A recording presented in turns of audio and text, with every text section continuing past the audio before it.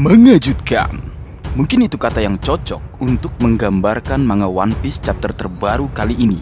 Karena memang begitu banyak hal mencengangkan serta mengejutkan yang akan kita saksikan. Kali ini, Oda Sensei memberi judul manga One Piece chapter 1004 dengan dua kata, Kibidango. Sebelum memulai dongeng, kembali sebuah puisi untuk kalian semua. Cerita kembali ke Pulau Onigashima. Seorang pria terikat tak berdaya. Di hadapannya seorang wanita mengancam dan memintanya untuk berbicara. Dia meminta sang pria memanggil seorang wanita yang tersisa dari Pulau Ohara untuk selanjutnya menjebak dan menangkapnya. Namun pihak lawan lupa jika sang wanita itu berbeda karena dia adalah kru seorang pria yang akan menjadi raja bajak laut selanjutnya. Cerita kali ini dimulai dengan cover chapter yang menampilkan Tony Chopper yang sedang berada di sebuah ruangan bersama dengan seekor monyet dan seekor tupai. Mereka terlihat sedang memakan permen dan di bungkus permennya tertulis Rumble. Sedikit membahas, tapi ini tidak serius ya Leo. Jika kita melihat cover chapter kali ini, ada seekor monyet yang sedang memakan permen Rumble bersama Chopper. Mengingat Luffy yang sering diidentikan dengan seekor monyet karena namanya dan informasi yang kita ketahui jika dirinya kesulitan memanfaatkan kemampuan dari gear keempatnya. Karena meskipun sangat kuat, efek sampingnya yang tidak tahan lama dan menyebabkan Luffy tak berdaya selama 10 menit. Apakah bisa saja ada kaitannya dengan Rumble Ball? Karena kita tahu Rumble Ball adalah sebuah permen yang Chopper buat untuk meningkatkan efek buah iblis yang dimilikinya. Apakah efek samping pengguna dari gear keempat Luffy nantinya juga akan bisa diatasi dengan sesuatu yang Chopper ciptakan? Ya, bisa saja. Tapi abaikan itu hanya pendapat dan hayalanku saja Leo. Baik, masuk ke cerita chapter kali ini, kita melihat salah satu Shinichi atau headliner bajak laut buas Kaido, yaitu Speed, yang terlihat sangat cantik oleh para gifter. Saat ini, Speed terlihat berada di Pulau Onigashima. Terungkap alasan Otama bersama Komainu atau Komachio ada di Onigashima. Ternyata dia pergi ke Onigashima bersama dengan Speed. Dan itu memang permintaan khusus dari Otama karena sebelumnya dia ditinggalkan atau tidak diizinkan oleh semuanya untuk ikut ke Onigashima. Ya, mengingat karena dia itu seorang anak kecil. Padahal sebenarnya dia adalah anak kecil yang spesial dan akan berguna jika dibawa ke Onigashima. Terbukti saat ini, kemampuan Kibidango-nya memang berguna. Speed bersama dengan Gazelman dan Daifugo memberikan Kibidango yang memang sengaja dibuat oleh Otama dalam jumlah yang sangat banyak saat mereka menuju ke Onigashima. Bahkan Otama sampai kelelahan karena hal tersebut. Dan alasannya bisa melakukan semua itu karena dia ingin melihat negeri Wano tanpa ada sang shogun terjelek di muka bumi dan sang bajak laut keji, yaitu Kurozumi Orochi dan Hyakuzu no Kaido. Dia ingin melihat negeri Wano Kuni yang dipimpin Kozuki Momonosuke sebagai shogunnya. Dia juga mengatakan jika dia sudah muak terus-menerus kelaparan, karena menurutnya dia juga berhak untuk memakan nasi. Yap, kita semua tahu tentunya kehidupan di negeri Wano Kuni begitu menyedihkan. Masyarakat yang memang tak punya apa-apa dan tidak memihak sang shogun terjelek di muka bumi akan kelaparan setiap saat. Bahkan untuk makan semangkuk nasi pun itu akan sangat sulit. Kembali ke cerita, Speed mengatakan pada para gifter atau headliner bajak laut buas yang ia temui jika dia membawa Kibidango spesial yang dapat memulihkan kondisi para gifter atau headliner yang terluka. Dan dia mengatakan jika Kibidango itu diberikan oleh salah satu all-star bajak laut buas Kaido, yaitu Queen Sang Wabah. Salah satu pengguna kemampuan buah iblis Smile yaitu Briscola, jika kalian ingat, yang tangannya berwujud gorila. Dia mengatakan jika meski dia tidak yakin, tapi sepertinya Kibidango tersebut memang berkhasiat setelah dia memakannya. Para gifter yang lain berkata jika mereka iri dengan Briscola.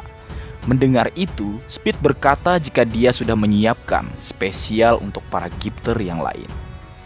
Di tempat lain, Gazelman dan Daifugo juga melakukan hal yang sama. Mereka bergerak dengan sangat cepat saat melakukannya. Para samurai sepertinya mantan tawanan tambang penjara Udon yang melihat Daifugo mencoba untuk balas dendam dan menyerang Daifugo. Daifugo yang bergerak cepat meminta maaf dan dia meminta untuk melupakan hal yang terjadi dulu karena saat ini dia sudah berubah. Ya iyalah, karena Kibidango ya. Terlihat dia memaksa para Gifter untuk memakan Kibidango buatan Otama. Makan ini, kunyah ini, telan ini. Kalian semua akan melayani nyonya kami. Giahaha, ujarnya sambil tertawa. Kemudian cerita berpindah ke dalam tengkorak raksasa kastil kediaman Kaido, tepatnya di menara kanan.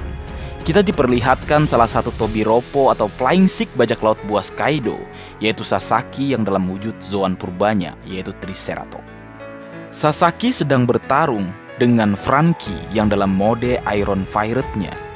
Franky menyerang Sasaki dengan General Left atau sebuah serangan berupa tembakan peluru dari lengan Iron Pirate Franky Shogun. Serangan ini sangat mirip dengan Weapon Left, tapi jauh lebih kuat. Franky menembakkan peluru yang berasal dari 4 senapan barel di bawah panel melingkar di tangannya yang terbuka. Serangan tersebut mengenai Sasaki, namun sepertinya tembakan tersebut tidak terlalu berdampak padanya. Sasaki tetap maju dan menyerang Franky dengan serudukan Triceratopsnya. Namun meski terlihat sangat kuat dan berbahaya, Franky mampu menghentikan serangan tersebut. Dengan tangan kanannya, dia mencengkram cula Triceratops Sasaki, lalu kemudian dengan gahar membanting Sasaki yang dalam wujud Triceratops. Ngeri, mantap betul Iron Pirate. Meski berhasil dihempaskan, Sasaki kembali bangkit dan mencoba menyerang Franky lagi dengan serudukannya. Dan kali ini, para Gifter yang merupakan pasukan lapis baja bajak laut buas Kaido ikut membantu Sasaki. Mereka semua menahan tangan dan kaki Iron Pirate. Franky tak mampu bergerak karena para pasukan lapis baja sepertinya bukan pasukan Gifter biasa, karena mereka sangat kuat, ujar salah satu Gifter yang menahan kaki Franky. Sementara itu, Sasaki semakin mendekat dan bersiap menyeruduk Franky. Namun sebelum hal buruk terjadi pada Franky, Nami, Usopp, dan Otama yang menaiki Komachio tiba-tiba muncul. Nami dan Usopp meminta tolong dan meneriakkan nama Franky sambil menangis karena di belakang mereka para Gifter sedang mengejar. Keadaan semakin memburuk, ujar Franky. Sementara itu, Sasaki tetap bergerak maju dan dia mengatakan, "Bagus Gifter, tetap tahan dia. Inilah akibatnya jika lawan kalian jumlahnya lebih banyak," ujarnya. Mendengar itu, Otama berteriak, "Karena itulah aku ada di sini untuk menutupi kekurangan tersebut," ujarnya. Kemudian para Gifter yang awalnya mengejar mereka menerjang untuk membantu Franky. Sasaki terkejut dan serangannya tidak mengenai Franky. Di saat Sasaki kebingungan dengan keadaan yang sedang terjadi, dari kejauhan, Paekuan muncul dan berteriak jika para Gifter yang membantu lawan semuanya adalah pengkhianat. Sasaki kembali bertanya mengapa para Gifter mengkhianati mereka. Kemudian Ulti berkata, "Para kroco ini pasti menggunakan kemampuan aneh," ujarnya, yang kemudian melompat untuk menyerang Nami dengan sundulan kepala batunya. Namun sebelum serangan tersebut mengenai Nami, dia berkata, "Tidak akan kubiarkan. Waspadalah terhadap petir. Jika kau tersambar, bisa-bisa kau terkena serangan jantung," ujarnya. Kemudian sebuah serangan petir, Thunder Lance Tempo, menghantam Ulti. Dia tersengat dan terjatuh ke tanah. Hangus deh si kadal. Paekuan kaget dan berteriak, "Kakak!" ujarnya. Sementara itu, Nami berkata jika serangan tersebut hanya akan menahannya sesaat. Dia membutuhkan petir yang lebih besar lagi, ujarnya. Widih, mantap Nami. Sepertinya Nami mulai serius. Gak sabaran melihat aksi Nami. Waktunya counter attack. Yos. Sementara itu, memanfaatkan keadaan, sang sniper ala-ala God Usopp melancarkan serangan Lethal Dango Star ke arah pasukan lapis baja bajak laut buas Kaido. Dan serangannya tersebut tepat memasukkan Kibidango ke dalam mulut para Gifter pasukan lapis baja. Seketika itu juga, setelah para Gifter tersebut dipaksa memakan Kibidango, mereka semua mengikuti perintah dan komando Otama. Widih, memang berbahaya kekuatan Otama ini. Benar-benar kartu trap pembalik keadaan. Hal yang diprediksikan CP0 tentang perbedaan kekuatan pasukan kedua kubu, yaitu 5.000 berbanding 27.000, sepertinya akan berubah. Dan peluang kemenangan para samurai yang mereka katakan tidak akan mungkin, malah akan menjadi sangat-sangat mungkin terjadi. Kibidango ini sangat berbahaya, itulah mengapa pasukan Kaido memburu Otama sejak awal Arch Wano Kuni. Karena Kibidango Otama ini bisa diibaratkan garamnya sang tengkorak bersenandung saat Arch Trailer Bark. Keduanya sama-sama menjadi ancaman terbesar bagi pihak lawan. Ditambah dengan kemampuan God Usopp, sepertinya ini bagaikan harpun atau panah pembunuh paus. Widih, cepat, tepat, akurat, dan berkhasiat. Kembali ke cerita, ke pertarungan Franky dan Sasaki. Sasaki yang terlalu sibuk memikirkan apa yang sedang terjadi dan bertanya-tanya kenapa pasukannya justru memihak lawan. Dalam kesempatan ini, Franky yang dalam wujud Iron Fire melompat dan menerjang Sasaki. Franky memberikan sebuah tendangan sehingga bagian dada atau tubuh bagian bawah Sasaki yang dalam wujud Triceratops terbuka. Dengan menggunakan pedangnya, dia memberikan sebuah tebasan berkelok tajam. "Victory V-Flash," ujarnya. Serangan tersebut telak mengenai bagian bawah Sasaki yang dalam wujud Triceratops. Darah keluar dari bekas tebasan Franky. Sepertinya Franky memang mengincar bagian tersebut. Sepertinya bagian tersebut adalah bagian terlemah Sasaki jika dibandingkan dengan punggung ataupun kepalanya yang memang kita tahu terkenal kekerasannya.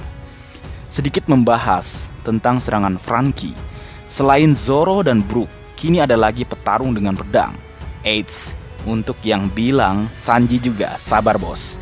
Itu cerita buatan mangaka Shokugeki no Souma, jadi beda. Jadi maaf, Sanji belum masuk list. Canda-canda. Kembali ke Iron Fire Franky Shogun yang memberikan tebasan pada Sasaki. Jika boleh kukatakan, dia adalah samurai lapis baja atau pendekar pedang lapis baja. Kembali ke cerita dan berpindah ke lantai 3, aula perjamuan besar. Kita ditunjukkan Black Maria yang sepertinya masih dalam wujud buah iblisnya. Di hadapannya ada Sanji yang masih terikat oleh benang laba-laba yang Black Maria ciptakan. Dikatakan oleh Black Maria, Sanji baru saja usai mengamuk. Sanji mengalahkan semua pria di tempat tersebut. Sampai-sampai Black Maria memuji Sanji karena kekuatannya. Namun sangat disayangkan, Sanji tidak mampu menyentuh seorang wanita pun. Hingga akhirnya dia kembali dikalahkan dan diikat dengan jaring laba-laba. Berlanjut, Black Maria meminta Sanji untuk berteriak dan memanggil Nico Robin. Dan bawahannya dengan kertas bertanda mata akan mengirimkan suara yang Sanji keluarkan menuju ke seluruh kastil untuk memancing Nico Robin ke tempat tersebut. Dia mengatakan jika mereka akan menghancurkan seluruh anggota tubuh dari Robin sehingga Robin tidak bisa melarikan diri, tapi mereka tidak akan membunuhnya sampai mereka mendapatkan apa yang mereka inginkan, ujarnya. Mungkin maksudnya sampai mereka atau pihak Kaido menemukan One Piece. Mendengar apa yang Black Maria katakan, Sanji berkata, "Sebaiknya kau tidak meremehkan Nico Robin," ujarnya. Ya, tepat seperti yang Sanji katakan, Nico Robin itu kuat. Dan kita tahu saat time skip, dia sudah berlatih di markas pasukan revolusioner. Justru dengan memancing Nico Robin ke tempat tersebut, akan menguntungkan pihak aliansi klan Kozuki. Karena kita tahu, jika itu terjadi, berarti Nico Robin bisa melawan Black Maria dan para wanita yang ada di tempat tersebut, yang memang tak bisa Sanji lawan. Sehingga Sanji bisa lepas dari masalahnya saat ini, untuk selanjutnya fokus ke lawan yang lebih kuat dan tentu saja seorang pria. Queen adalah lawan yang cocok jika kita mengaitkannya dengan masa lalu keduanya, yang sama-sama terhubung dengan Germa Double Six atau Pinsmoke Judge. Dezapu Enies Lobby bisa saja terjadi lagi. Menarik, menunggu kebenaran yang akan Oda Sensei ungkap selanjutnya. Sedikit membahas kemungkinan duel antara Nico Robin dan Black Maria. Yang ini memang cocok sih jika benar-benar terjadi. Karena pertama, sama-sama wanita. Karena ulti sepertinya akan bertarung dengan Nami. Jadi, kedua kru wanita Luffy akan melawan kru eksekutif wanita dari bajak laut buas Kaido. Yang kedua, tubuh besar Black Maria cocok tuh dengan kekuatan Nico Robin yang dapat membuat bagian tubuhnya dengan ukuran yang sangat besar. Yang ketiga, ini menurut salah satu sahabat marga anime di kolom komentar di konten sebelumnya. Katanya, tangan 8 melawan tangan 1000. Dan kembali kukatakan, sama seperti yang Sanji katakan, jangan pernah meremehkan Nico Robin, karena saat time skip, dia berada bersama pasukan revolusioner dan kemungkinan berada di bawah bimbingan Monkey D. Dragon. Selain tentu mendapatkan kulit putih bersih, tentu Om Dragon sudah membekalinya dengan sesuatu yang spesial untuk bertahan hidup di dunia baru. Karena memang Nico Robin adalah orang yang diincar semua orang yang ingin menemukan One Piece atau mengungkap rahasia dari abad kekosongan. Kembali ke panggung utama, Bao Huang mengumumkan bahwa salah satu mata-matanya atau tikus dengan kertas bertanda mata telah menemukan para sarung pedang merah. Mereka terbaring tak sadarkan diri di dalam sebuah ruangan di dalam benteng kastil. King nampak sibuk, namun dia tetap menerima laporan tersebut. Dia berkata, apakah tidak ada seseorang yang bisa pergi ke tempat tersebut untuk membunuh para samurai abdi setia Kozuki Oden secepat mungkin. Sepertinya King the Wildfire masih bertarung melawan Marco the Phoenix, karena terakhir saat Roro Noa Zoro dilemparkan Marco ke puncak Onigashima, dia sedang menahan 2 orang All-Star bajak laut buas Kaido, yaitu King the Wildfire dan Queen Sang Wabah. Dan King mengatakan jika dia saat ini kerepotan, sampai-sampai dia tidak lagi dalam wujud Peternodonnya. GG dan kuat benar Marco, kalau memang seperti itu yang sedang terjadi. Dan pertanyaannya, mana Queen? Menarik untuk kita diskusikan. Kembali ke cerita, mendengar perintah dari King, Black Maria menjawabnya dan berkata bahwa dia akan pergi dan melakukannya sendiri. Karena ruangan tempatnya berada saat ini terhubung langsung ke lantai yang King maksud, atau berdasarkan info dari Bao Huang. Mendengar itu, Bao Huang berkata, waspadalah, karena setelah kuhitung ada 10 orang di ruangan itu. Aku tidak dapat melihat dengan jelas karena terlalu gelap, tapi ada orang lain di sana, dan dia sedang mencoba untuk membantu para samurai. Kemudian cerita berpindah di dalam ruangan tersebut. Terlihat siluet seseorang yang misterius yang nampak sedang merawat luka Kinemon.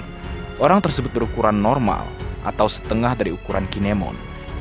Dan kita melihat sisi wajahnya dan bentuk hidung atau mulutnya membuat orang tersebut terlihat seperti perempuan atau mungkin juga seorang laki-laki muda.